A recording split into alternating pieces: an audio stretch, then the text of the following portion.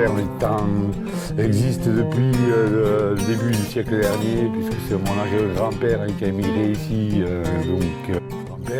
Mon père, ensuite moi depuis 1970, devenu chef d'exploitation dans les années 81. Depuis 2009-2010, j'ai passé l'exploitation en bio, toute l'exploitation, que ce soit céréales, les prairies et l'élevage. Ça c'est Samba. Voilà. Pas pareil que Paulette, un peu plus sage. C'est du mélange triticale et pois. On appelle le métail. Et bon, en production biologique, bien sûr, puisque toute la ferme est en agriculture biologique, tout le troupeau aussi. Donc c'est une partie qui va aller en vente directe, un gros bovin. Et tous les veaux qu'on a vus qui sont en engraissement, eux aussi vont partir en vente directe.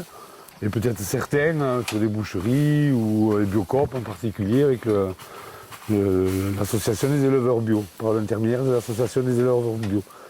Voilà, j'ai rencontré M. Babi il y a 2 ans maintenant pour la reprise de son exploitation. Et moi, ce qui m'a intéressé, c'est que M. Babi il est en élevage. Et c'est vers cette destination-là que je compte me tourner et continuer. Je voudrais moi mettre en place plutôt une production sur plus de produits finis pour une meilleure valorisation des céréales. Il y a une partie sur l'exploitation qui est déjà en grande culture, mais qu'on pourrait destiner un peu plus sur les bovins. L'exploitation au total, il y a 128 hectares, dont un peu plus de 50 hectares qui sont en parcours, c'est-à-dire en lanes qui sont clôturés. Et ensuite, en culture, si on compte dedans les prairies, il y a une centaine d'hectares, 100 hectares, un peu plus de 100 hectares consacrés au troupeau. Et ensuite, 20 hectares à peu près qui sont consacrés et à la production de céréales paille, c'est-à-dire blé ou métail, et en soja pour la vente. Alors, nous avons mis un atelier de veau sous la mer en place. Pareil, pour une meilleure valorisation de nos produits, sur des vaches qui doivent être engraissées pour la vente directe, qu'on doit garder avec leurs veaux, autant finir les veaux en veaux de lait et après finir 2 mois ou 2 mois et demi d'engraissement de leur mère par la suite.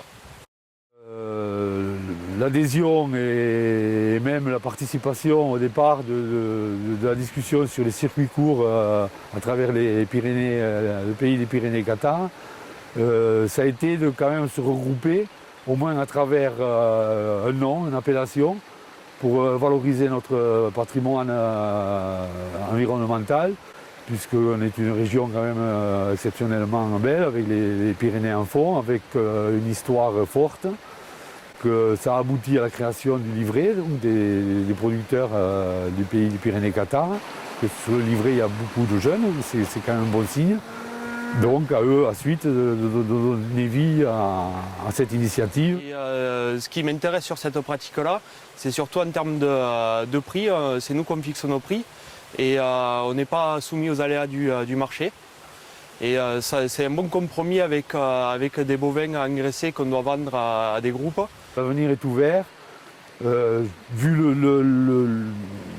la configuration de notre pays, je pense qu'on est quand même appelé à fournir de l'agriculture de qualité, des produits de qualité, à travers le bio, à travers l'agriculture raisonnée, que les consommateurs y confiance, qu'ils connaissent les producteurs, qu'ils connaissent leur façon de travailler.